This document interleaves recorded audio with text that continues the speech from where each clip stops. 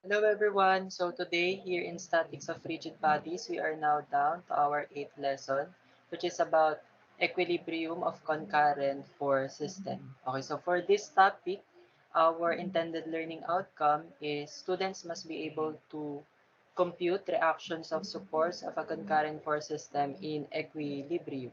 So let's start our discussion.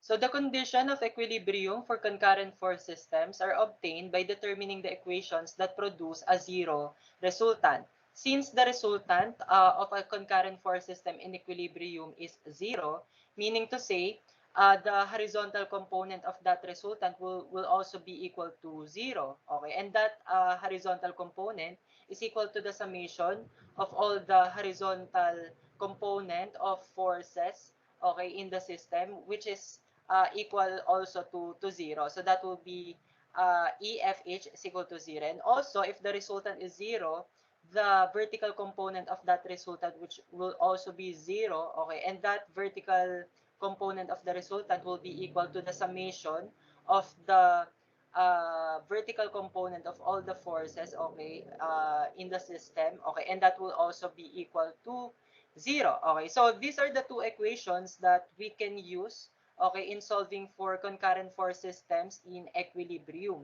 Okay, and since we can generate two equations, okay, for this, no, uh, meaning to say the maximum of unknown forces, okay, that we can solve in a concurrent force system in equilibrium are just two.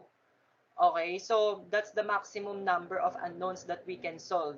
Okay, so meaning to say if it's a concurrent force system and there are three unknowns, four unknowns, okay, so we cannot solve that system. Okay, since we can only generate two equations.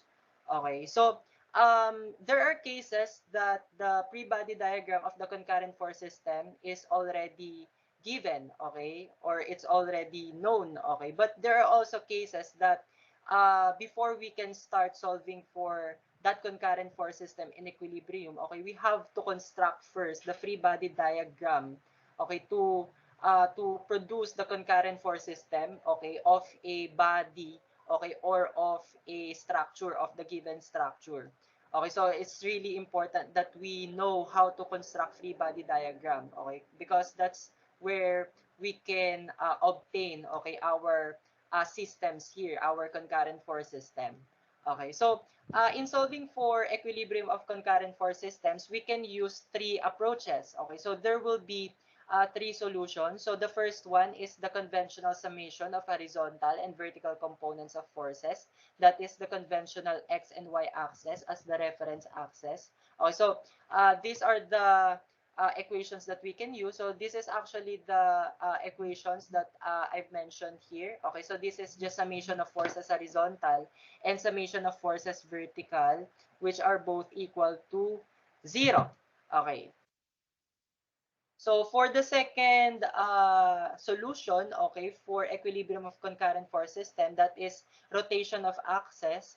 Okay, so let's say we have here a concurrent force system. So for rotation of axis, we are going to rotate the x and y axis in such a way that one of the unknown forces will be placed in one of the axes. So here, as we know that the conventional x and y axis are just the vertical and horizontal axis. So what we're going to do here in the rotation of axis, we're going to rotate those axes, the x and y axis, okay, in such a way that one of the unknowns, okay, in the concurrent force system, okay, will be placed in one of the axes. Okay, as you can see in this concurrent force systems, there are two unknowns. Okay, this quantity P and this quantity or force Q. Okay, so we can either place our rotated x-axis or y-axis either to Q or P. Okay, so in this case, we're going to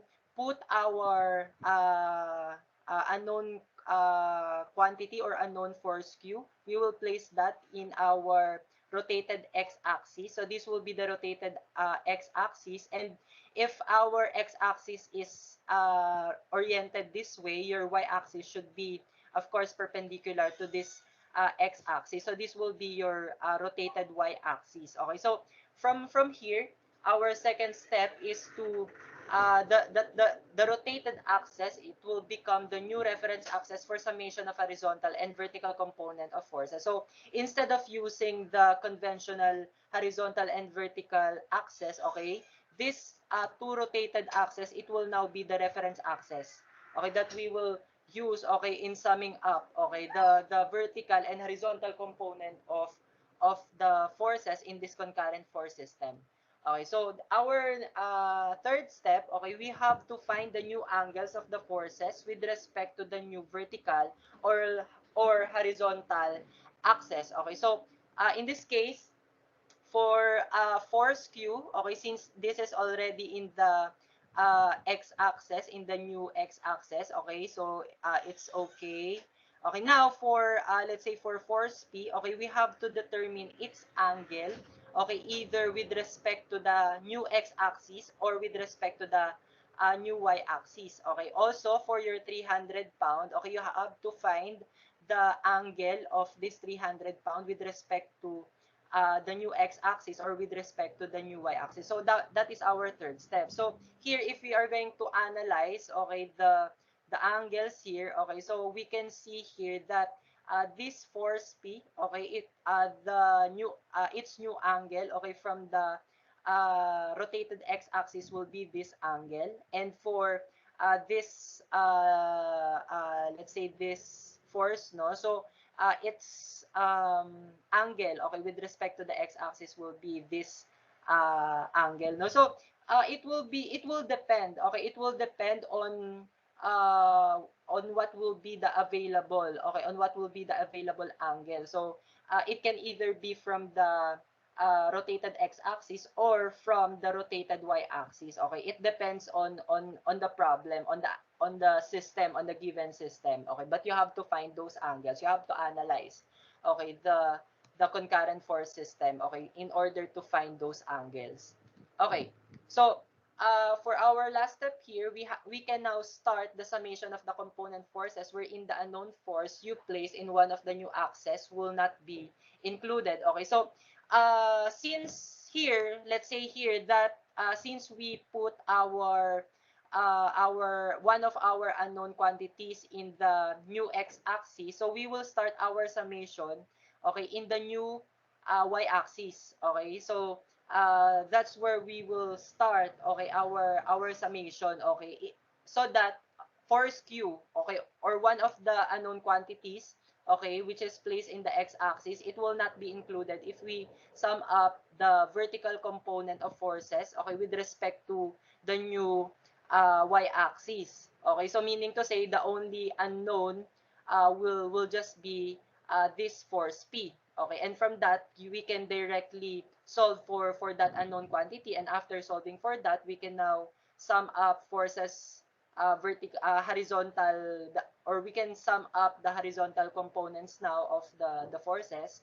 Okay, and from that, we can now solve for this unknown quantity. Okay, now, again, these are the equations that we can use, okay, in solving for equilibrium of concurrent force system, okay, using this second solution. So, the summation of the forces horizontal, okay, with respect to the new x-axis. So, this is denoted by summation of forces horizontal prime. Okay, so meaning to say we are going to sum up the horizontal component of forces with respect to the new, okay, or the rotated x-axis. Okay, and same here with the summation of forces vertical. Okay, so with respect to the new y-axis, it will be denoted by summation of fv prime. Okay, and that will also be equal to 0. And so again, the summation of forces horizontal prime equal to 0. That is the summation of the horizontal component of forces with respect to the rotated x-axis. Okay, now for summation of forces vertical prime is equal to 0, that will be the summation of vertical component of forces with respect to the rotated y-axis. Okay, so that will be the second solution.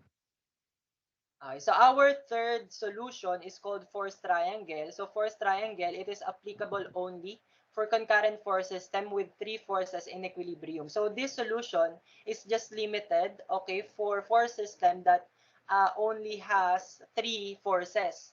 Okay, so our rule, okay, in order to obtain that force triangle, we just have to connect the forces in a tip to tail manner to form a triangle, then apply laws for triangle. So for example, here in this concurrent force system, okay, so this concurrent force system only has 3 forces. Okay, so we can use force triangle here.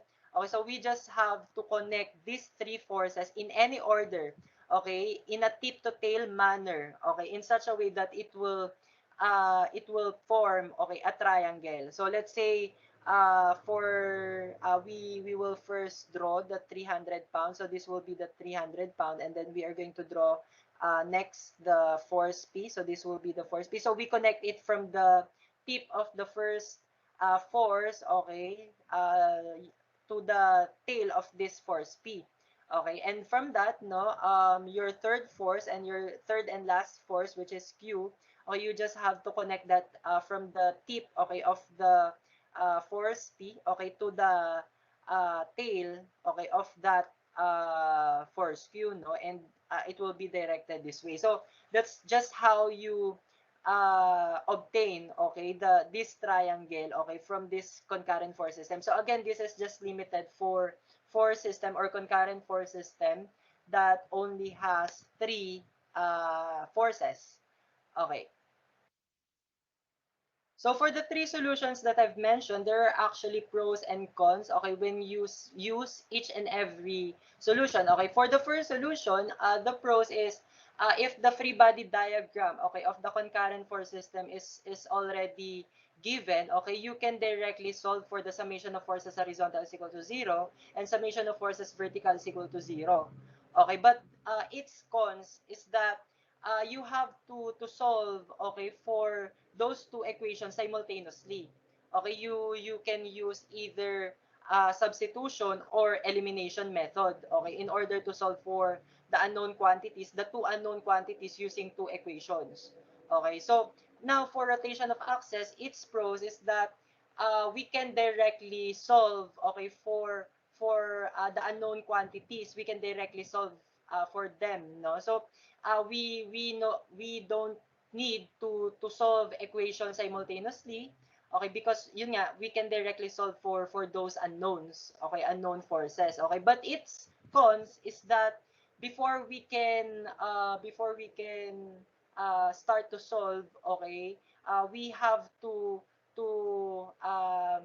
analyze first, okay, the angles, okay, the new angles, okay, of the forces with respect to the new x and y axis. So that will be the cons, no? You have to analyze the angles first, okay, of the forces, okay, in the system. Okay.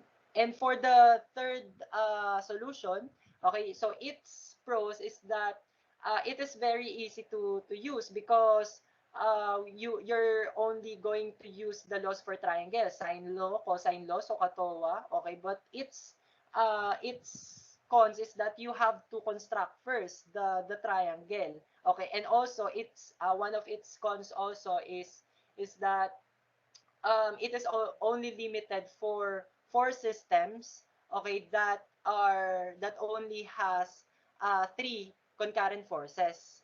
Okay, so that's the cons, okay, of using this solution, no? So those are the pros and cons, okay, in using each and every solution, okay, for equilibrium of concurrent force system. So let's start solving sample problem number 1. So a system of chords knotted together at A and B support the weight shown. Compute the tensions P, Q, F, and T acting in the various chords. Okay, so we have here a system of chords. Okay, so here, okay, in this first system of chords, there is a 300-pound load here supported by this cable Q and cable P. Okay, meanwhile, here in this system of cord, there is a 200-pound load here. Okay, and it is supported by 3 cables, this cable P, this cable F, and this cable T. Okay, so from here, okay, we are asked here to solve for the tensions of the cables, okay, that supports these 2 loads. Okay, so these are the tensions P, Okay, so this is that cable. Okay, tension from cable Q. So this is cable Q. Tension F. So this will be the tension F. And tension T. So this will be tension T. Okay, so let's start solving this. So again, for this problem, we are asked to solve for the tensions P, Q, F, and T provided by the cable or the system of cords here in this given system. No, so for our solution, okay, we have to start solving with a free body diagram that only has two unknowns. Okay, so since we can only generate two equations, summation of forces horizontal and summation of forces vertical for solution one.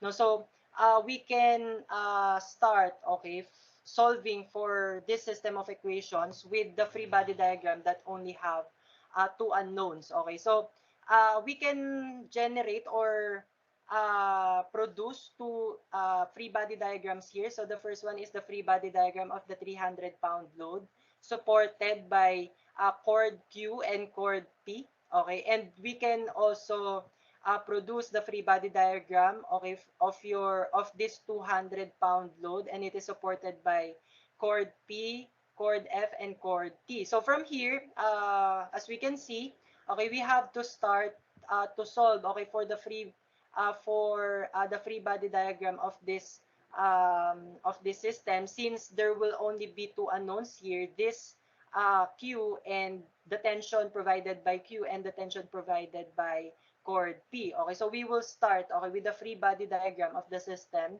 with 300-pound load. So this will now be the free body diagram of this system with 300-pound load. So of course, your Q here, this cord Q, will provide a tension force. Okay, so that is a pull, no? So that is pull. So it will be directed this way, and we will name this tension force, okay, as Q. And also this cord P, it will also provide a pull or a tension force, okay, and it will be directed this way since it is a pull, okay. And we will name it as force P or attention force P. So from here, we will have two unknowns, Q and P. Okay, so using solution 1, as we know, we can generate two equations. So that is summation of forces horizontal is equal to 0 and summation of forces vertical is equal to 0. So we will solve first for the summation of forces horizontal is equal to 0. Okay, and our assumption here is positive for forces that are directed to the right. So we will start with force P. So for our force P, okay, its horizontal component, okay, it will be, since our angle here is 75 degrees from the vertical, okay, so its horizontal component, this will be the horizontal component, and it is actually the opposite side of the triangle that will be formed since our angle is here. So it is so opposite. Okay, so we will use sine. So that will be, again, the horizontal component of this force P will be P sine 75 degrees. Okay, and since it is directed to the right, it will be positive. Okay, now for force Q, so our angle here is 60 degrees from the vertical. So for its horizontal component, so again, the horizontal component will be this side, or also equivalent to this side. This is again the opposite side of the triangle that will be formed here since our angle is here. Okay, so it will be Q sine 60 degrees. So that will be the horizontal component of force Q. Okay, again, that is Q sine 60 degrees. Okay, so since it is directed to the left, it will be negative here. So these are the forces. These are only the forces that has horizontal component, force P and force Q. So this will be equated to 0. So again, it will be equated to 0 because we are in equilibrium. Okay, so this will now become our first equation. Now, for our second equation, it will come from the summation of forces vertical is equal to 0. And our assumption here will be positive for forces that are directed upward. Okay, so we will start with force P. So the vertical component of force P will be P cosine 75 degrees. And since it is directed upward, it will be positive here. Now, for force Q, its vertical component will be Q cosine 60 degrees, and since it is directed upward, it will be positive here also. And now for 300-pound load, since this is already vertical, no? So we will directly include that in our summation. And since it is directed downward, it will be negative here. So this will become negative 300 is equal to 0. So P cosine 75 degrees plus Q cosine 60 degrees minus 300 is equal to 0. This will now become our equation 2. So we now have two equations and we have two unknowns here. So we can solve these two equations either by elimination or substitution. So in this case, we're going to use substitution. Also, we are going to generate the unknown quantity or unknown force P in terms of Q from equation 1. So solving for P in terms of Q, that will just be Q sine 60 degrees over sine 75 degrees. So again, this is from equation 1. And what we're going to do is substitute this obtained P, okay, to our equation 2.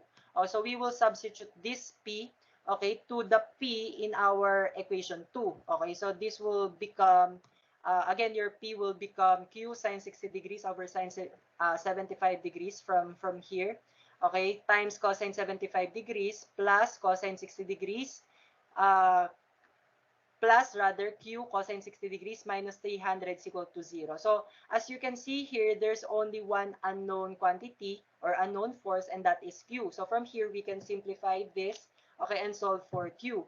So Q sine 60 degrees over sine 75 degrees times cosine 75 degrees, we can input that in our calculator. So again, that is sine 60 degrees over sine 75 degrees times cosine 75 degrees, and that is equal to negative 3 plus 2 times square root of 3 over 2q. And for q cosine 60 degrees, so cosine 60 degrees, that is actually 1/2. So that will be 1/2 q. Okay, and the negative 300 here, okay, we transpose it on the other side, so it becomes positive here. Okay, so from here, we can simplify this q further. So we can add this, no? So this will be negative 3 plus 2 square root of 3 over 2 plus 1/2. So that will give you negative 1 plus square root of 3q. Okay, so that is, again, equal to 300. And solving for q, that will just be 300 divided by negative 1 plus square root of 3, and that will give you 409.81 pounds. So this will now be the value of Q. Now, to solve for the value of P, okay, we just have to substitute this obtained Q, okay, from this equation. We just substitute Q here to solve for P. So our P will become Q. Our Q is 409.807,621. So include all the decimal places, no, in the original answer for Q, no, so that there will be no discrepancy, no, in our answer. So again, that is Q, okay, 409.81 or 8076211, okay, times sine 60 degrees over sine 75 degrees. So that will give you 367.42 pound. Okay, so for Q, again, that is 409.81 pound, and for P, that is 367.42 pounds. So don't forget to include the unit for this. So the unit for this is pound, since the hour given here is pound. So don't forget that class, okay? So this will now be the answer for Q and P. So we will still solve for forces F or tension force F and T. So we can solve that from the other free body diagram now, which is the free body diagram of this system with 200-pound load. So that's where we can solve for F and T. Since we have already solved for P, okay, so there will only be two unknowns, only F and T. Okay, so let's solve this. Okay, so we will now proceed to the free body diagram of system with 200-pound load. So this will be that system. So this will now be the free body diagram. So we have here force P. So this will be our force P, and it is 75 degrees from the vertical and 90 degrees from force F. No, so our force P, of course, it will be directed this way. So since this cord will provide a tension force, a pull, okay, here, okay, and your force F also, since it is a tension force, so it will be pull.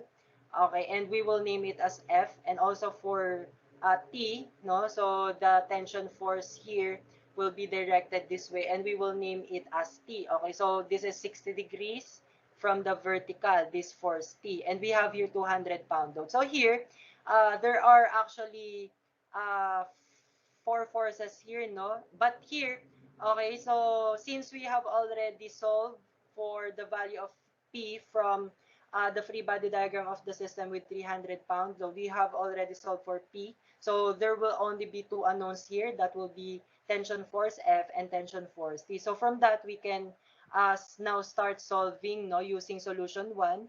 So again, we can generate two equations here, summation of forces horizontal and summation of forces vertical.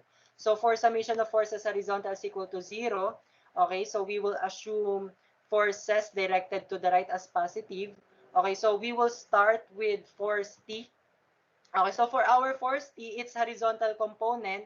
So since the angle here is from the vertical, so its horizontal component will be this side. So this will be T sine 60 degrees. Okay, so that will be the horizontal component of tension force T. And since it is directed to the right, so it will be positive here in our summation. Now, we will proceed to force P. So the horizontal component of force P is P sine 75 degrees. And since it is directed to the left, so this will be negative here. Now, for our force F, okay, so for our force F, we need angle of force F either from the horizontal, okay, or from the vertical.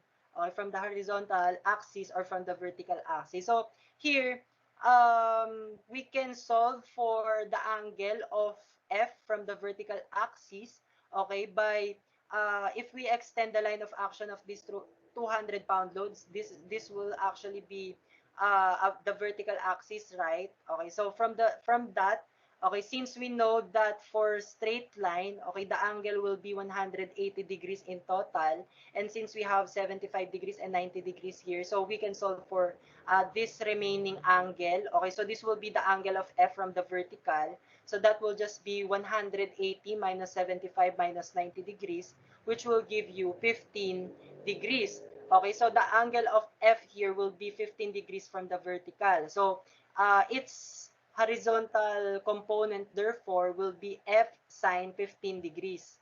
Okay, and since it is directed to the left, it will be negative here in our summation, and it will be equated to 0. So again, we are in equilibrium. Okay, so this will be equated to 0.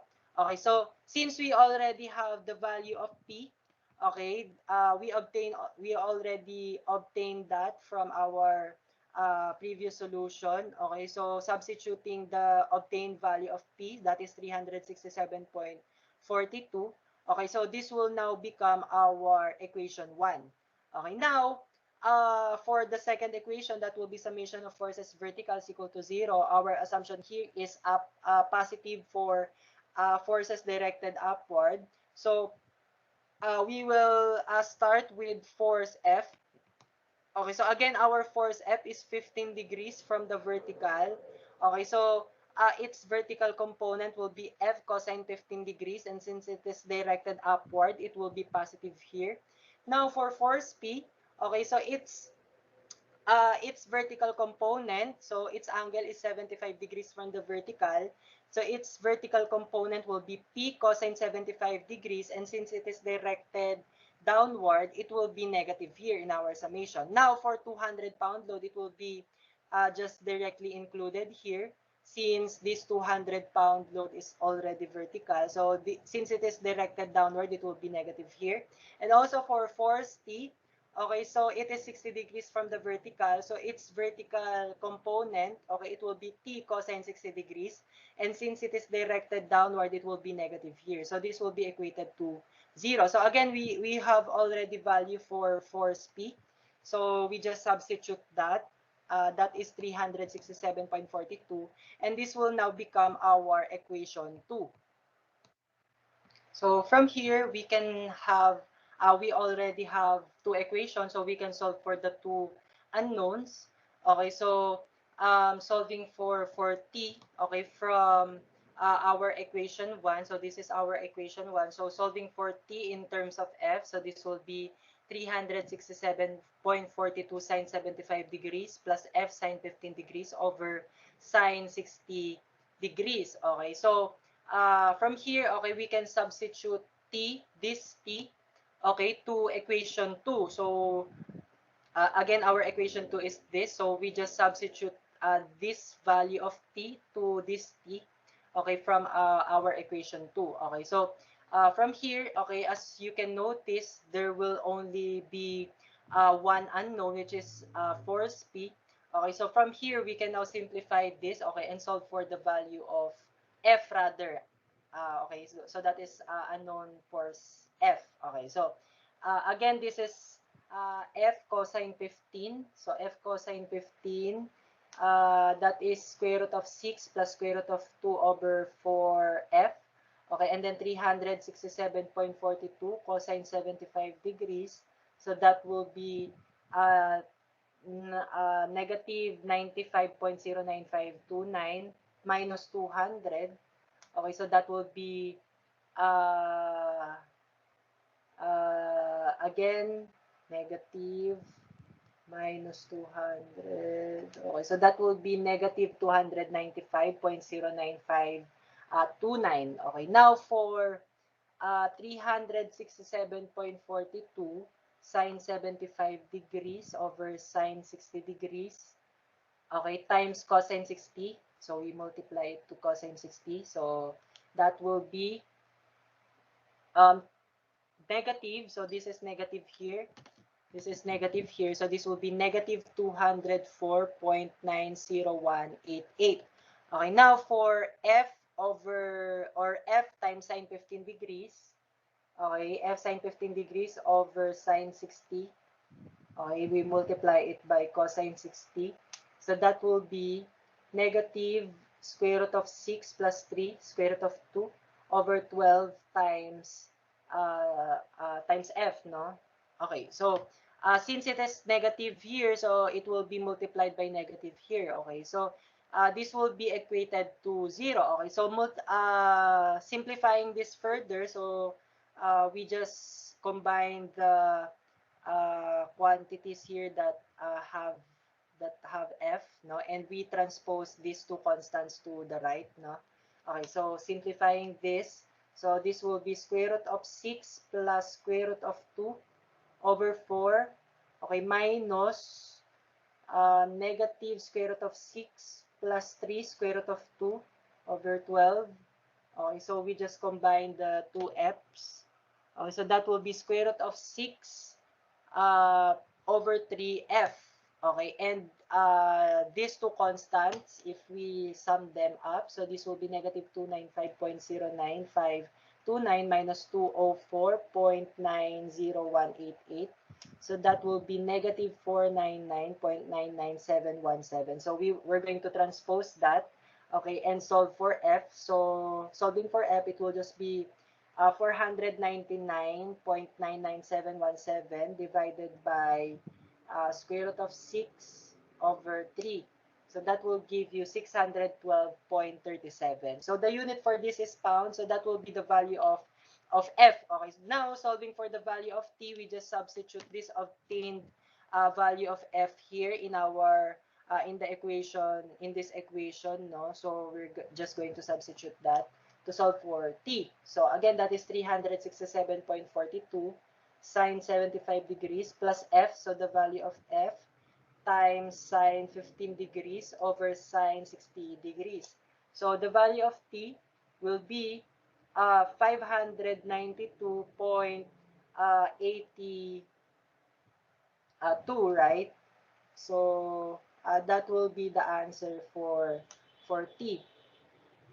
Okay, so this will now be the answers for F and T. So we have already solved for the tension force P, Q, F, and T. So this will now be the answers for this problem using solution 1.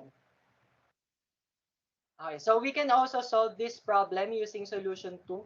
Okay, so our solution 2 again is rotation of axis. Okay, so Again, we are going to start here with the FBD of the system with 300-pound load, since this is the free body diagram that only have two unknowns.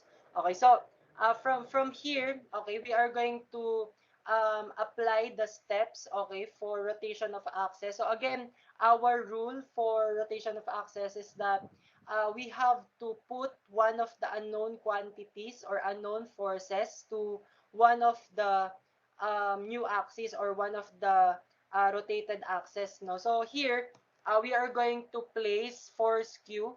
This is the one of the unknown forces here. So we're going to place this force Q in the new x-axis. So this will now become the new x-axis, and of course, the new y-axis will be perpendicular to this new x-axis. So this will now become our new y-axis. So our next step here is that we have to locate, okay, or we have to find, no, the angles, okay, of these forces, okay, this force P and this 300-pound force here. So we have to find their angles either from the new vertical axis or from the new horizontal axis. So for force P, also as you can see here, it will be easier if we solve for the angle of this force P from the new x-axis, right? Because if we solve for that, it will just be, since this is a straight line, right? So this will be 180 degrees. And since we have here 60 degrees and 75 degrees, we can solve for this remaining angle. So that will just be 180 degrees minus 60 degrees minus 75 degrees. So that will just be 45 degrees. So that will be the new angle, okay, of force P from the new x-axis. Okay, so now for our 300-pound force, okay, so we have also to solve for its angle either from the new y-axis or the new x-axis. So in this case, okay, it will be easier if we solve for the angle of 300-pound load from the new x-axis. So this is the new x-axis. This will be the angle, and as we know that this 300-pound load, this is vertical, no. So from, if we extend this, so this will be a straight line, no, and its angle will be 180 degrees. And since we have here 75 degrees and we have here 45 degrees, so to solve for this remaining angle, it will just be 180 minus 75 minus 45, and that will give you 60 degrees. So this will now be the angle of 300-pound force from the new x-axis. Our Q, so again, it is already in the new x-axis, ha. Okay, so our next step here, okay, so we are going to start solving for summation of forces, okay, wherein the unknown force Q, okay, that was placed in the new x-axis will not be included. So where would we start summing up? So we will start summing up summation of forces vertical, since this Q will not be included uh, in that summation, since this is in the new in the x-axis, right? So we will sum up forces, okay, vertical forces, okay. So with respect to the new y-axis, okay. So Q will not be included, only the unknown P will be included, and 300-pound force. So we can actually directly solve for the value of P here. So summation of forces vertical prime. So again, that is summation of forces vertical with respect to the new y-axis.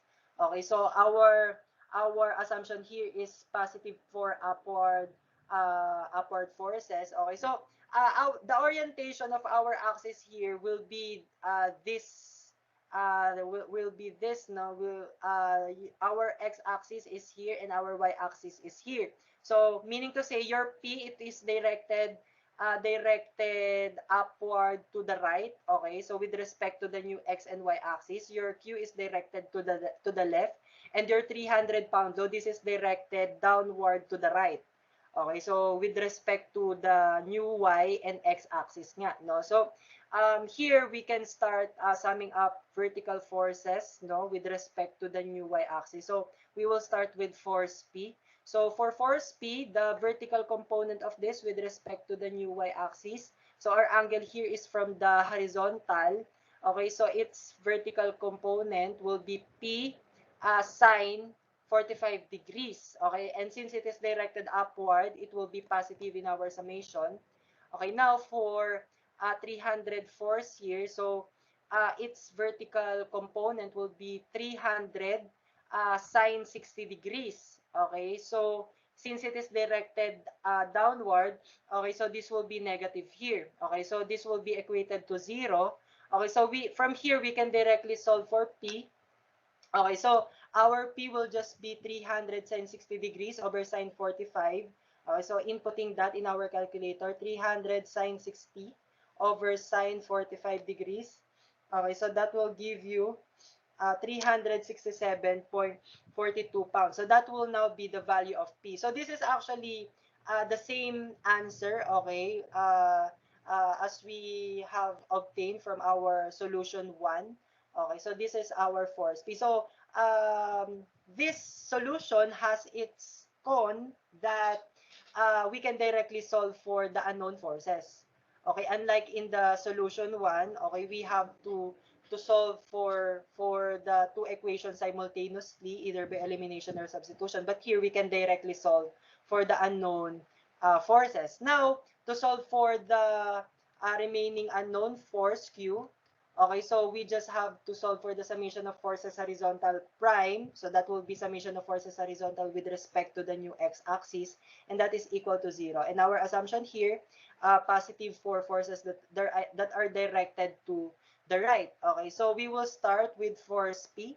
So the horizontal component of force P is P cosine 45 degrees, and since it is directed to the right, it will be positive in our summation here. Okay, now for force Q, so this is directed to the left, and this is already a horizontal force. Okay, so this will just be negative Q here. And for your 300-pound force here, so its horizontal component will be 300 cosine 60 degrees, and since it is directed to the right, so it will be positive here. Okay, so this will be equal to 0. Now we have already solved for P, so we just substitute the value of P here to solve for the value of Q. So our P is 367.42. Okay, now solving for Q, that will just be, so we can just transpose Q on the other side and solve for 367.42. Let's input that in our calculator. 367.42 cosine 45 degrees plus 300 cosine 60 degrees. So that will be 409.81 pounds. So that will be the answer for Q. So these are the answers for P and Q. So we have to solve further for F and T. So solving for tension force F and tension force T using solution 2. Okay, so from the free body diagram of the system with 200-pound load.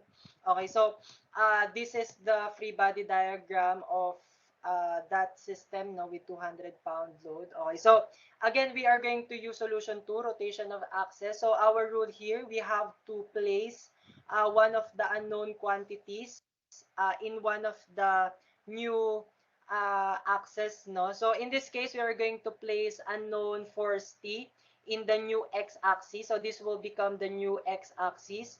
And the new y-axis will just be perpendicular to that new x-axis. So this will be our new y-axis. Okay, so from here, okay, so our next step is that we have to obtain, okay, the angles, okay, of these forces, okay, from either the new x-axis or new y-axis. Okay, so in this case, okay, so this 200-pound force, okay, as we can see here, it is already 60 degrees from the new x-axis. So this will be the angle of this 200-pound force from the new x-axis. That is 60 degrees.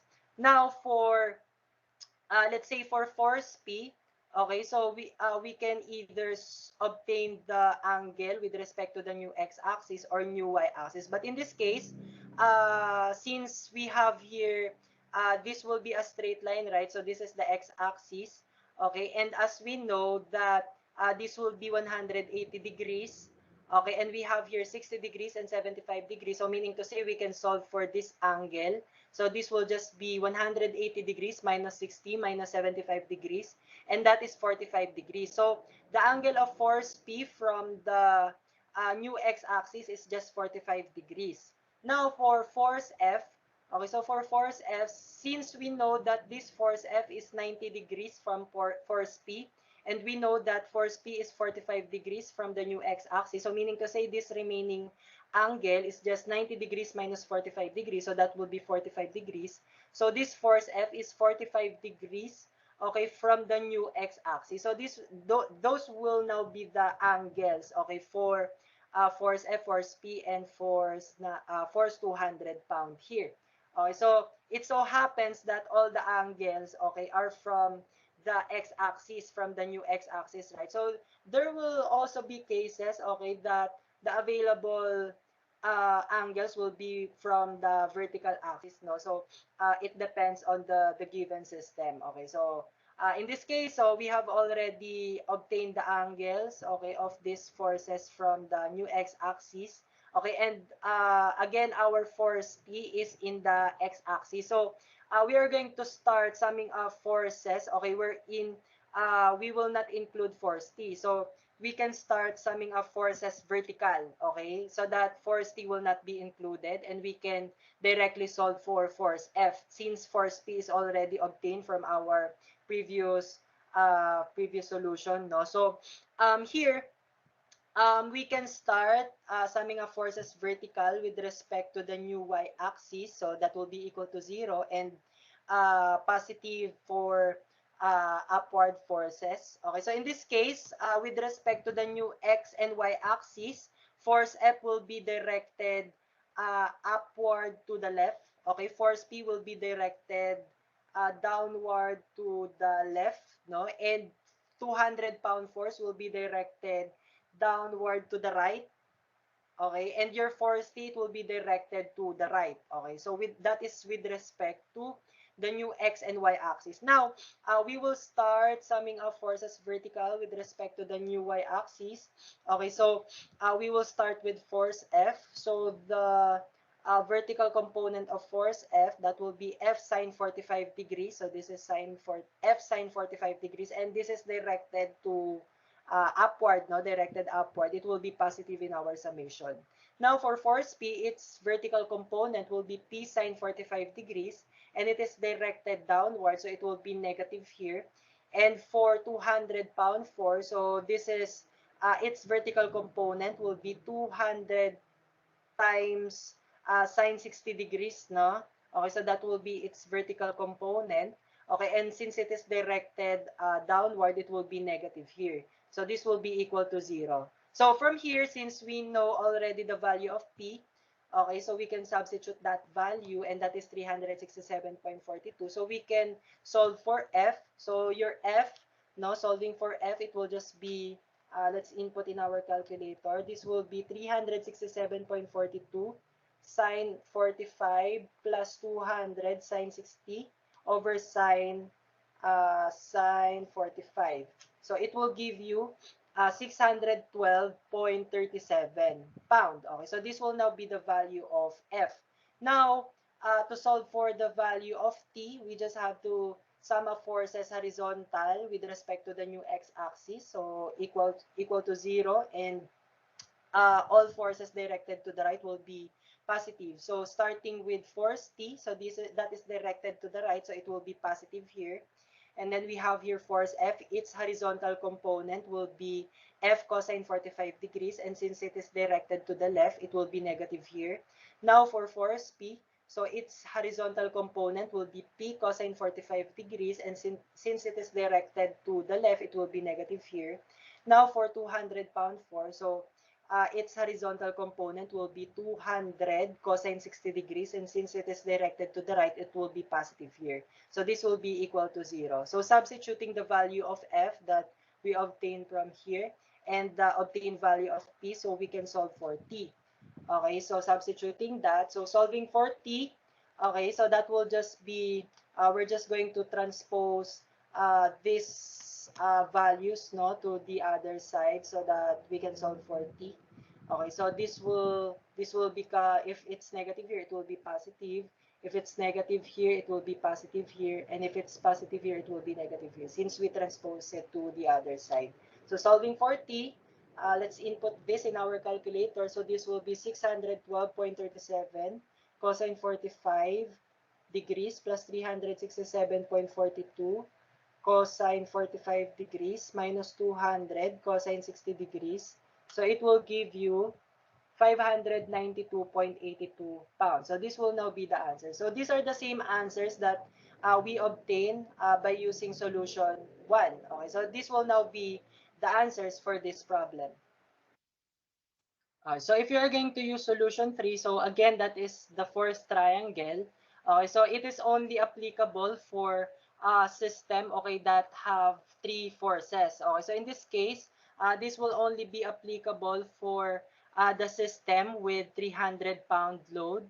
Also, it cannot be applied here because there are four forces involved here in this system, right? So it can only be applicable to this system. So again, this is the free body diagram of the system with 300-pound load, no? So there are 3 forces here, forces 300-pound load, 300-pound, force Q, and force P. So from here, we can use force triangle. So again, our rule for force triangle, we just have to connect these 3 forces in a tip-to-tail manner, okay, to form a triangle. Okay, so we can draw this forces in any order, no? Okay, so in this case, this will be the force triangle for this concurrent force system, no? So we start with 300-pound force, okay, and then we draw force P here, and then we have here force Q. Okay, so of course, the direction and the inclination of your force here, it should be the same in your force triangle. So your 300-pound force, it is directed downward. So it should be directed downward here in our force triangle. So your force P is directed this way. So it should be directed this way as well. So this is 75 degrees from the vertical. So this should also be 75 degrees from the vertical here in our force triangle.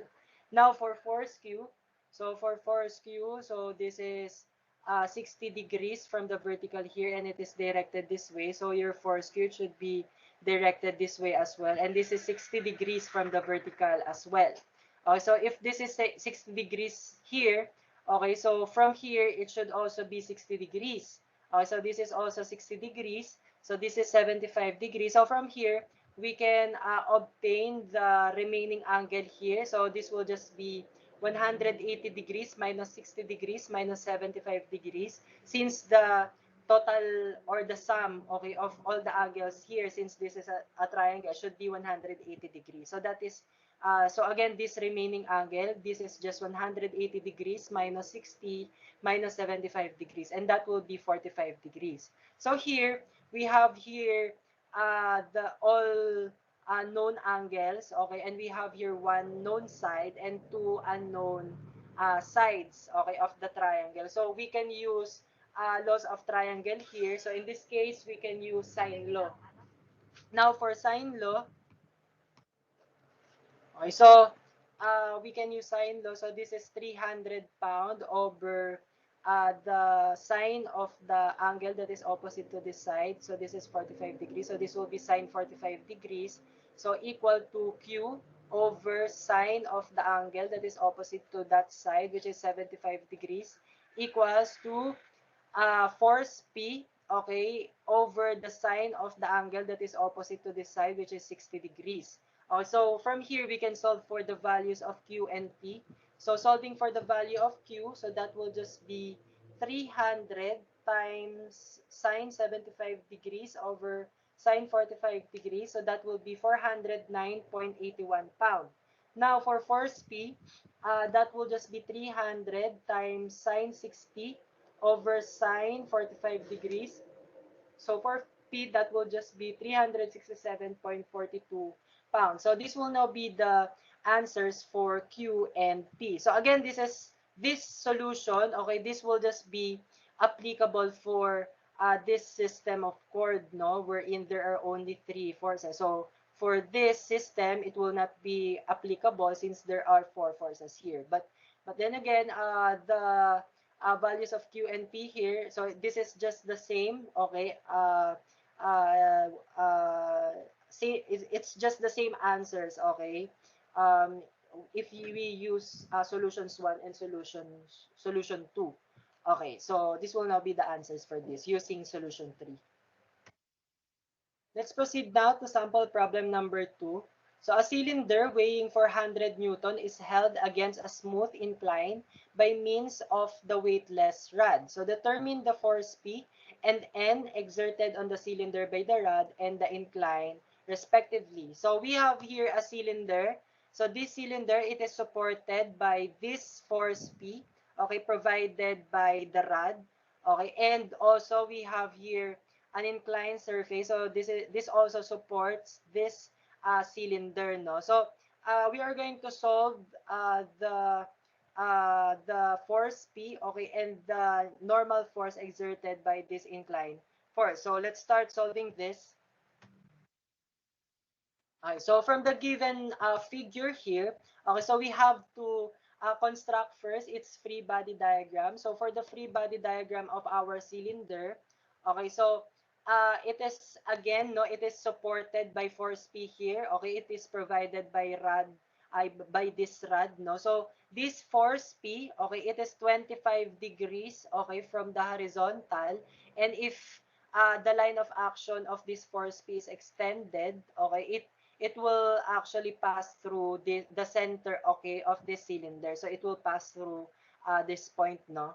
Now for the reaction force that is provided by this inclined surface. So this is a surface, no, this is a smooth surface. So it will provide a normal force. So that normal force, its point of application will be at the point of contact of this cylinder and this surface. So it will be somewhere at this point. So it will be here, and this is applied perpendicular from the incline, no? So this is 90 degrees from this inclined surface. So this is 90 degrees. And if we put a vertical line here, so since the incline is 55 degrees, so this will also be 55 degrees. This normal force, okay, is 55 degrees from this vertical, no? And if we extend the line of action of this normal force, it will also pass through the center, okay, of our of this cylinder, no. And also we have weight for this cylinder. So the weight is 400 Newton, and it is applied at the center of this cylinder. So this is the center, or the center of gravity of the cylinder. So this is applied here. So from here, as you can see, these three forces, okay, they will meet at this point. So this is actually a concurrent force system.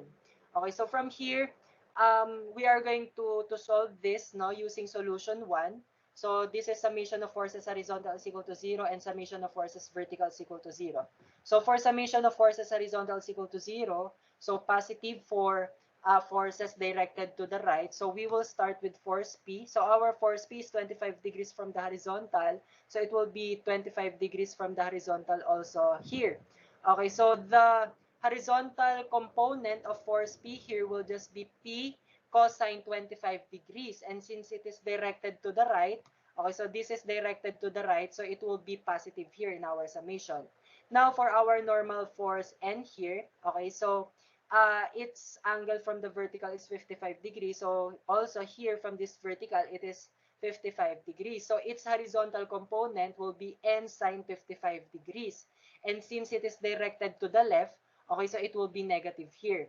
So only P and N will have horizontal component for this system, no? So this will be equated to 0, and this will now become our equation 1. Now, for our equation 2, so that is summation of forces vertical is equal to 0. Okay, positive for upward forces. So we will start with P. So your P, the horizontal, vertical rather, the vertical component of P is P sine 25 degrees. And since it is directed upward, it will be positive here. Now for normal force N, so for your normal force N, its vertical component will be N cosine 55 degrees. And since it is directed upward, it will be positive here.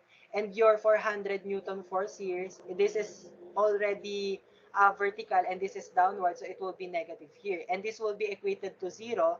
And this will now become our equation 2. So solving for these two equations, to solve for the two unknowns, so we can use substitution. No? So from equation 1, we can solve for force P in terms of force N. So your P will become N sine 55 degrees. So we just transpose it over cosine 25 degrees.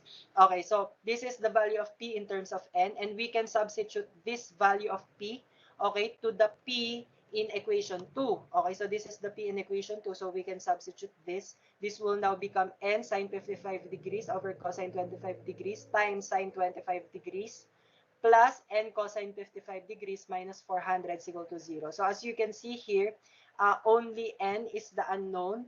So simplifying this further, so n sine 55 over cosine 25 times sine 25, that is actually equal to 0.38198 n. Okay, now for n cosine 55, so we will not uh, solve that in our calculator, no? So we can directly use that here. Okay, minus 400. Okay, so here we can combine these two terms with unknown force n, no? So this is 0.38198 n plus cosine 55 degrees n. So that will be 0.95555 n minus 400. So solving for n, that will just be 400 over 0.95555. So that will be 418.61.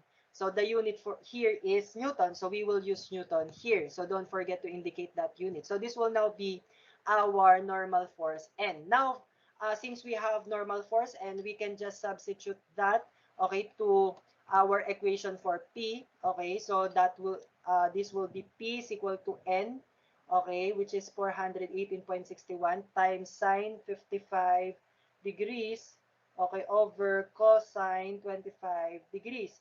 So this will be 378.35 Newton. So this will now be the value of P. So these are the answers for this problem using solution 1. N is equal to 418.61 Newton and P is equal to 378.35 Newton.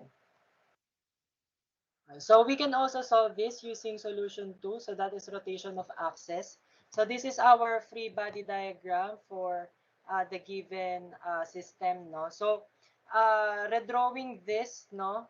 So we can extend force P, okay, up to this point, and this normal force N, it can be extended up to this point. So we can apply principle of transmissibility for that. So we applied that here. Okay, so your force P will be here, your force N will be here, and your 400 Newton force will be here. So they will all meet at this point. So this will be a concurrent force system nga.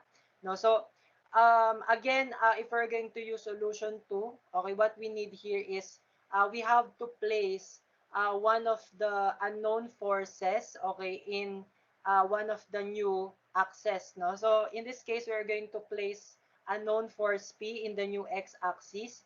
So this will become the new x-axis, and this axis that is perpendicular to the new axis. So this will be the new y-axis. Okay, so from here, no, so we have to solve for the angle of 400 Newton and the normal force N from either the new x-axis or from the new y-axis. No, so we will analyze this. No, so okay, from here, okay, so we know that force P, it is already in the new x-axis. Okay, so this force P is actually 25 degrees from this horizontal axis here. So this is the conventional horizontal axis. And as we know that force P, okay, if this is force P and this is in the new x-axis, so this is the y-axis. So this force P is 90 degrees from the new y-axis, right? So if this is 25 degrees here, so this remaining angle will just be 90 degrees minus 25 degrees. So this will just be 90 minus 25, that is 65 degrees. So this is 65 degrees here. And as we know that this horizontal line and this 400 Newton force, this is vertical. Okay, so this is also 90 degrees. Okay, so if this is 90 degrees, so this remaining angle will just be 90 degrees minus 65 degrees. So this will be 25 degrees. So now this 400 Newton force, it will be 25 degrees from the new y-axis. So this will now be the angle of this 400 Newton. Now, let's analyze this further. So for our normal force N, no? So as we know, this is 25 degrees nga, no? So this is 25 degrees. So this is actually perpendicular, right? So this line is perpendicular to this line. So this is 90 degrees. So meaning to say, this remaining angle, okay, it will just be 90 degrees minus 65 degrees. So this will be 65 degrees. Now, from here, as we can see here, this line, okay, this is 180 degrees, and this is 65 degrees. This is 55 degrees. So we can solve for this remaining angle since this is 180 degrees. So 180 degrees minus 65 degrees minus 55 degrees, it will give us this angle, right? And this angle, this is the angle of the normal force N from the new x-axis. So again, this is just 180 degrees minus 65 minus 55 degrees, and that is 60 degrees. So our normal force, and this is 60 degrees from the new x-axis. Okay, so from here, okay, we already have the angle of normal force N and the 400 Newton force. And force P is in the new x-axis. So we can now start summing up forces vertical, no, with respect to the new y-axis, so that force P will not be included, and we can directly solve for the unknown N. Okay, so from here,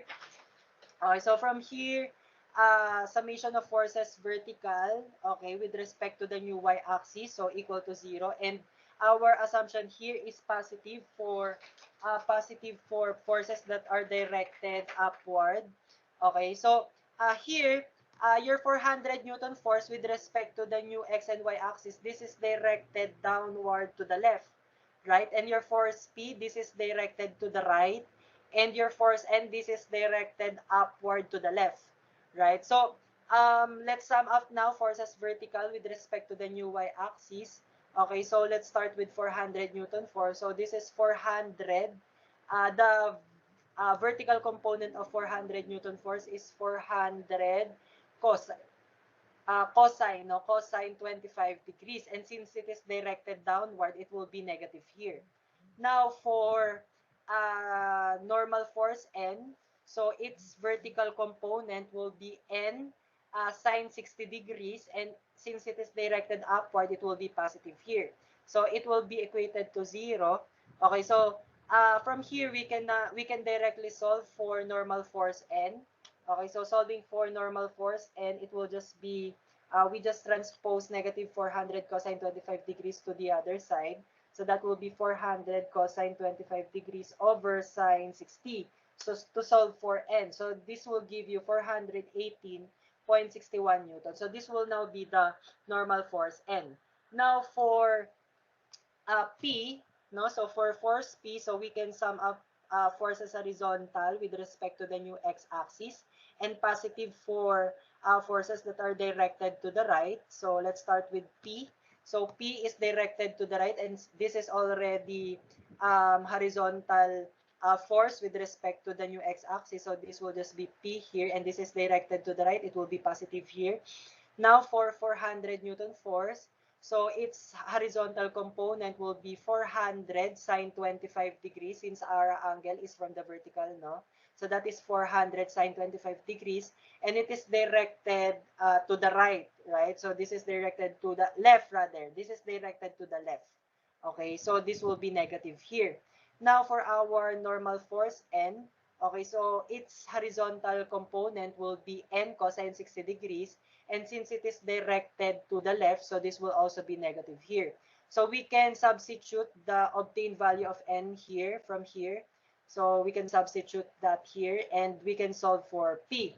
So that will just be, we transpose negative 400 sine 25 degrees to the other side, and negative n cosine 60 degrees, we transpose it as well to solve for p. So that will just be 400 sine 25 plus n, which is 418.61 times cosine 60 degrees. And that will give you 378.35 Newton. So this will now be the value of P. So again, this is the same answer, okay, as the answers that we obtained from solution 1. Okay, so we can also use this solution. So we can also use solution 3 here, since the forces involved in this system are three forces, no? Okay, so using force triangle here, so we can connect these three forces in such a way that it will form a triangle. So we start with 400 Newton force, and then force P. So if force P is directed this way and 25 degrees from the horizontal, so it will also be directed this way and 25 degrees from the horizontal. So also for our normal force N, so this is directed this way and this is 55 degrees from the vertical. So it should be directed this way and it is also 55 degrees from the vertical. Okay, so from here, since this is 25 degrees from the horizontal, so this is actually 90 degrees, right? So this is just 90 degrees minus 25 degrees. So this will be 65 degrees. So if this is 65 degrees and this is 55 degrees, so the total or sum total of the angles of a triangle is 180 degrees. So to solve for this remaining angle, it will just be 180 degrees minus 55 degrees minus 65 degrees, and that will give you 60 degrees. So from here, we have here known side for 100 Newton, unknown force P, unknown force N, and we have here all known angles, no? Or all the angles known. Okay, so from here, okay, we can use laws for triangle here to solve for N and P. Okay, so we can use sine law, no? So using sine law, we have here 400 over the sine of the angle opposite to 400 Newton, which is 60 degrees. So that is sine 60 degrees equals to P over the sine of the angle that is opposite to side P. So that is 55 degrees. That's why it's sine 55 degrees here. And that is also equal to N over the sine of the angle that is opposite to side N. So that is 65 degrees. So this is sine 65 degrees. So solving for P and N. Okay, so solving for P, it will just be, we will just cross multiply this now to solve for P. Okay, so this will be 400 sine 55 degrees, okay, over sine 60 degrees. And it will give you 378.35 Newton. So that will be the value of P. Now to solve for N, that will just be 400 times sine 65 over sine 60. It will give you 418.61 Newton. So this will now be the answer for P and N. Okay, so these are now the answers using solution 3. So the continuation of the discussion about the sample problems of equilibrium of concurrent force system will be on the next video. So see you in the next video, class.